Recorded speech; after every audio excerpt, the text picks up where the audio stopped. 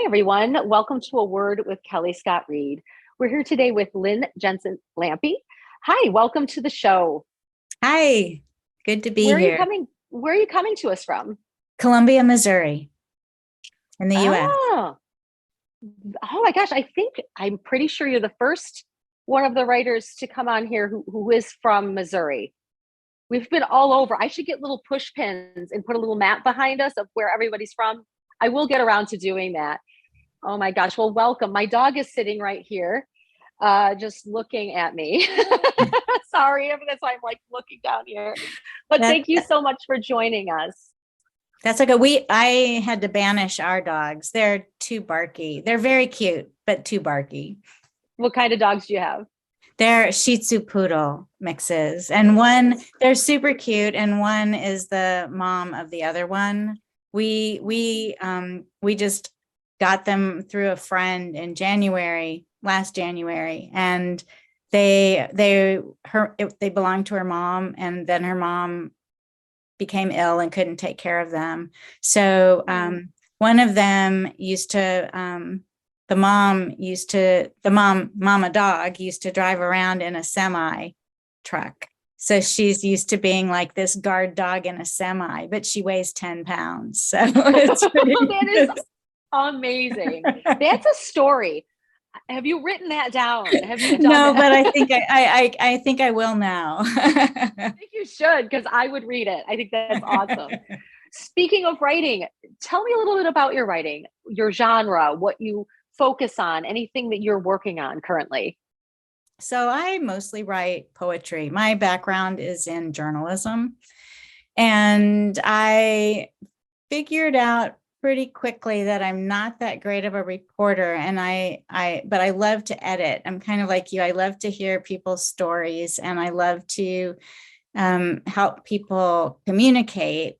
But if they give me information, I tend to be a hoarder, and I have no idea why.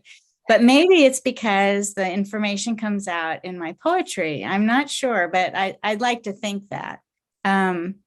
So I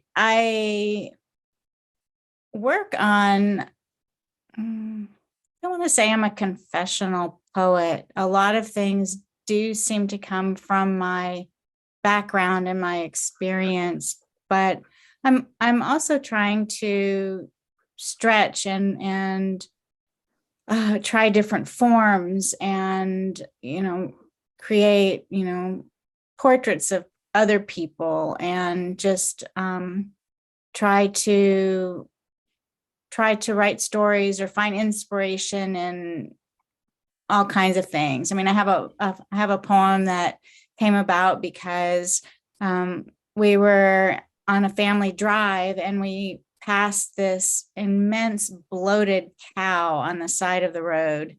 And evidently it had gotten out and then gotten hit by a car. And so I have this roadkill poem. So, I mean, I just kind of, I try to take advantage of other things besides just some sort of dark past that I might have. Did you always live in Missouri, or have you? Is that what's really has that shaped who you are as a poet? I I'm not sure if it's Missouri or just the fact that I've come and gone from this same community about 5 times. And I was born in Canada, just lived there very briefly because my mom became ill and was taken to Baton Rouge, Louisiana with my grandmother and lived there for a year, then moved to Wisconsin, lived there for a while by my dad's side of the family, and then back to Baton Rouge. So I lived there till I graduated high school in Baton Rouge. And then I came to Columbia to go to college because there's a really good, University of Missouri has a really good journalism school. And so I lived here. And then I left Columbia. I went to St. Louis, went to Seattle, came back, went to Seattle again, stayed there a long time, came back again. Then I got married and we ended up moving to Minnesota for a while to take care of my father-in-law. And then we decided, well, we'll go back to Columbia. So there's something that keeps pulling me back. Sort of a rambling answer, but one thing I will say after having lived in the Northwest is that there is definitely a quiet beauty to the landscape here. It's not, there's not any huge mountain ranges or, glacial pools or anything like that. But when the red buds are out in the springtime, it's just gorgeous. And so I think that, I suppose I don't usually think of images from where I live coming out, but there must be something of the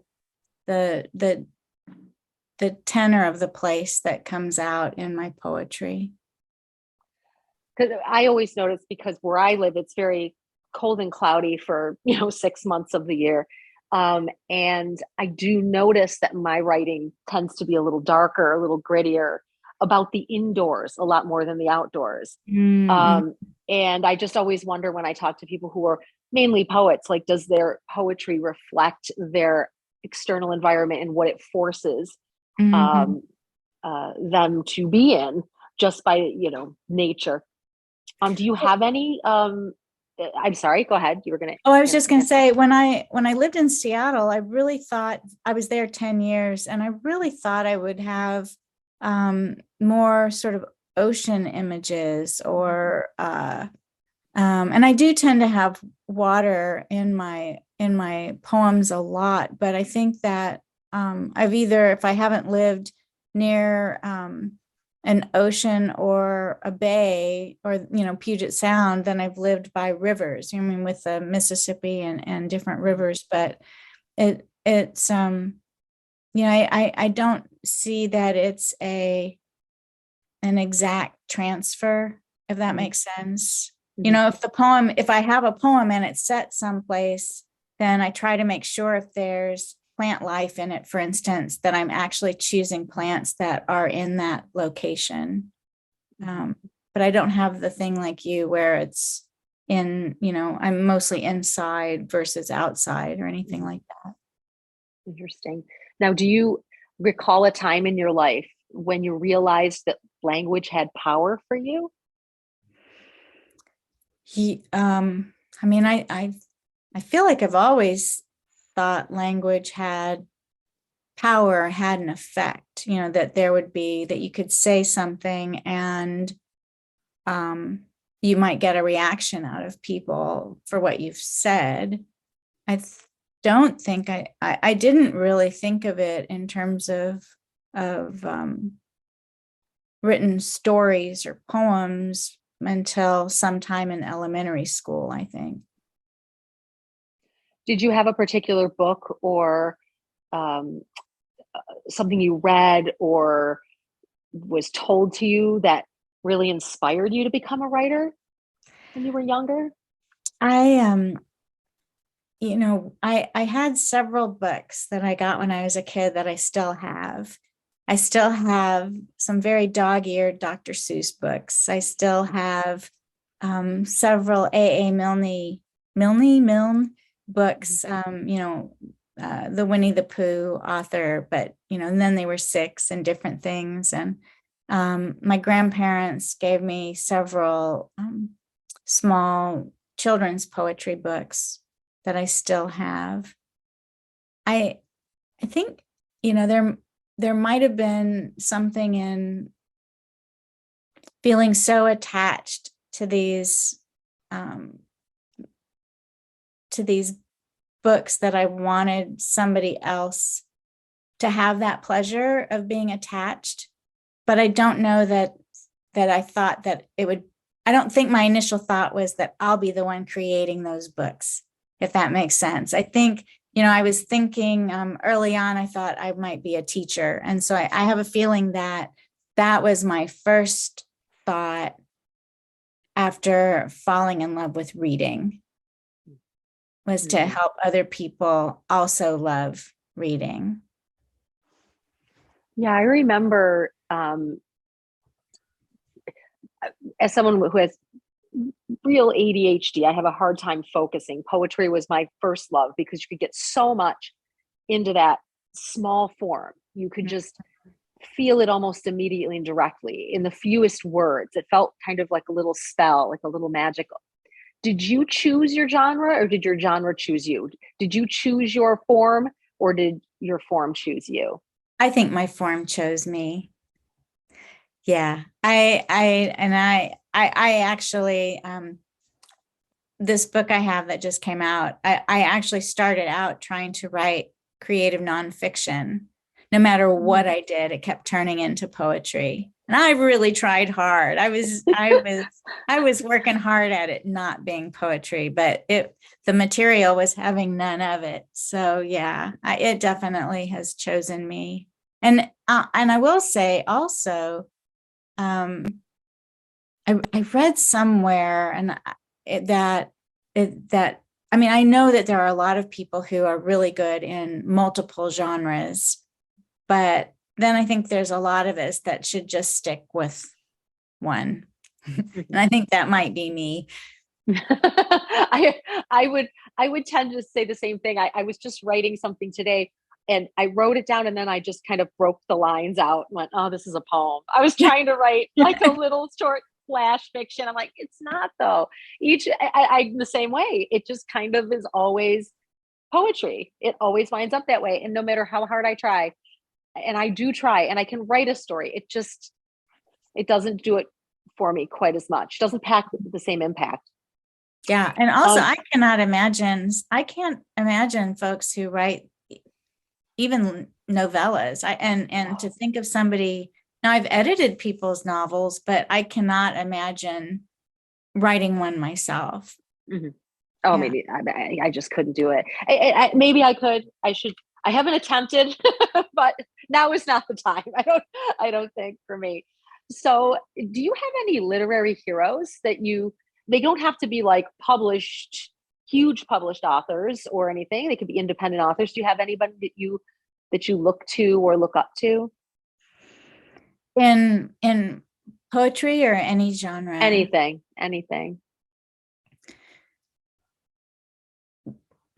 Boy, one author I really loved as a child, and I was just rereading some books now, and I still love them, is the author Joan Aiken. And I don't know if she's alive or dead. I haven't even looked that up. But she had some fantasy series that I just adored. And anybody who can build a world and have it be believable is, and for it to work for people of any age is, to me, that's incredible. There's the poet Ansel Elkins. I just adore her work, and it's honest, it's place-based. She's out of Alabama, and she likes to, some of what she does is she likes to create monsters, but some of the monsters are actually people and human nature, and it's just it's phenomenal. I have a lot of literary heroes who are poets, just people who just are daring or disciplined at the same time. I think is difficult to do. Just, gosh, there's so many. I always feel like I should have a list of what questions are somebody can ask me. Yeah. I'm sorry I can't be more specific. I could just start rattling off people, but no worries. I'm kind of notorious for never being able to recall the name of someone I need to know right that minute. I could say their name all day long, and then someone says, "What's the name?" and they disappear. So I understand that completely. When you write, does it energize you or does it drain you? Is it a process of downloading and being exhausted at the end, or is it something you do to get energy, to get uplifted? I think that it's, I, I don't know if I would say it either way. I think sometimes there is a feeling of relief that I was able to express something the way that I wanted, or at least get out enough material that I've got something to work with, and go through a revision process with. I suppose it feels exciting. I never really thought of it as if it would feel like downloading, but I like that phrase of it. But I wouldn't say it's an emptying though.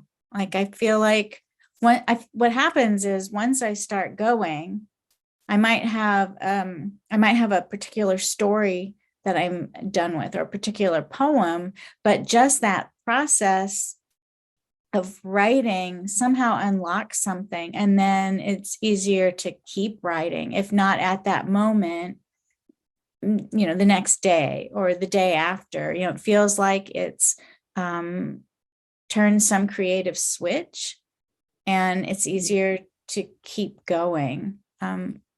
I have one thing I have to work on inside myself when I'm writing is I will sometimes stop short before I get enough out to work with. And so a lot of times what happens is I have to go back in and flesh things out because I don't really have enough. I stop just short of actually telling a story, or actually setting the scene and getting reactions to that scene down on the page. So it's sort of it's kind of my folks lived in Idaho for a while, and they had a canal that went through the back of their property that was used by lots of different people for irrigation and different properties. And they had these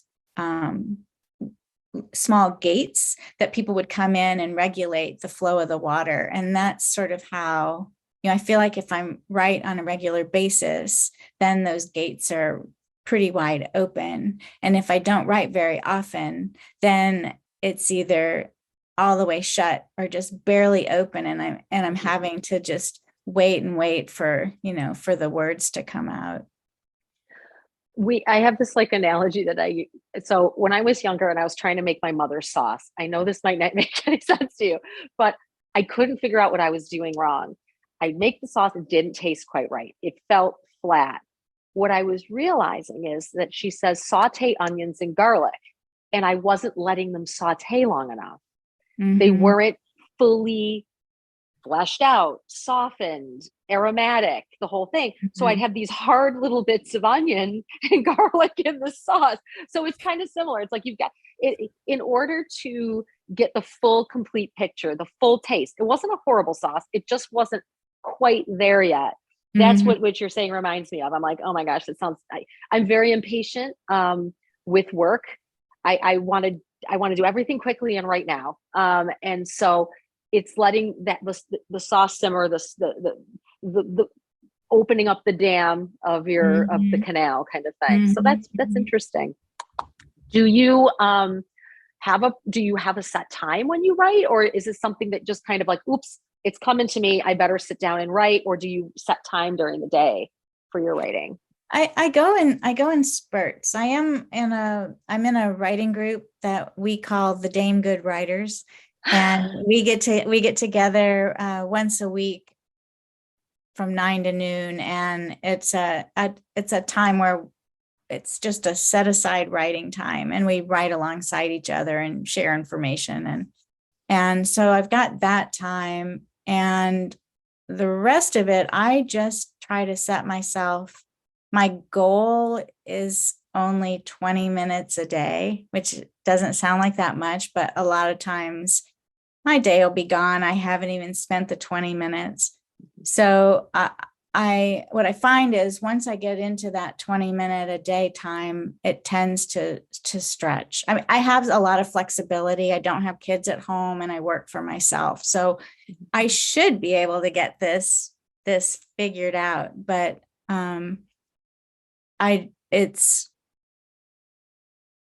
it really varies. I've been lately trying to do things where if I get an idea, I just use voice memo on the phone and at least get that down. And then later I can go through and use that as a writing prompt. So yeah, I'm in several different writing groups, and one of my friends sets herself a document for every month, and then she just writes throughout the month and then saves it. And so I do all my writing almost 98% on my computer. And so, I'll just set that up. And some months I may have, 28 days of writing, and some months I may have 5, but I save it all. And then I can figure out a way to harvest lines or topics or combine from different years and, get things that way. So tell me a little bit about things that you're working on or anything that you have coming out soon or has come out. Yeah. I just had my debut collection out September 20th. And so that was super exciting. And you want me to, I'll flash the book. I want to see it. So, yes. Yeah, it's called Talk Smack to a Hurricane. Yeah. I love it. It's out from Ice Flow Press, and Robert Kenter, the editor-in-chief, also does visual poetry and art, and he created the cover. I was gonna say the cover's beautiful. It's absolutely beautiful. He did a great job. It's based on a family photo that I had given him, and he did a really beautiful treatment. But the book is about my mom and her severe mental illness, and was diagnosed just within the month of my birth. And I really like this cover because I feel like it captures the energy of her personality, her mental state, just sort of a controlled chaos in a lot of ways, but also these really, bright colors and really dark colors. I just feel like it gets it. But yeah, that just came out. We thought it originally, when they accepted the manuscript, it was a chapbook, but it just kept growing. And so eventually we realized we just had to call it a collection and leave it at that. But yeah, so right now, most of my writing related energy is going into just readings and talking to people like you and just trying to do what I can to promote the book, which is a whole new thing since I've never had a book before. And just actually this week, I finally sat down to try to write some new work and do some revision on some old things. And so I would say, other than promoting the book, most of what I'm working on now is revision, because that's about all the energy I have. Yeah. Well, that's a huge undertaking. I mean, I know how much, personal, love, attention to detail, your heart, your soul, everything goes into a book. And then you come out with this beautiful work, and then you have to promote it, and you're like, but I give everything to it. How do I have more to put out for it? But absolutely. And I'm so glad you came on, because I know we were talking about getting you on earlier. So time right with this, because I think it's important. I think it'll resonate with a lot of people, the subject matter. And I'm really thrilled. And, we have a book club at the press, at Rough on Yaw Press as well, where we take books and we do a book club. And I'm going to write yours down, because it sounds like it's be something right up our alley. We have a long list of them, but it's going to be on there because I think the subject matter is really relevant And I think we would enjoy that. But thank you so much for sharing that. And thank you so much for sharing your time with me. I really, really appreciate it. It's been really fun. Yeah, thank you so much. I enjoyed our time quite a bit. Thank you. Have a great one. Thanks, Kellie.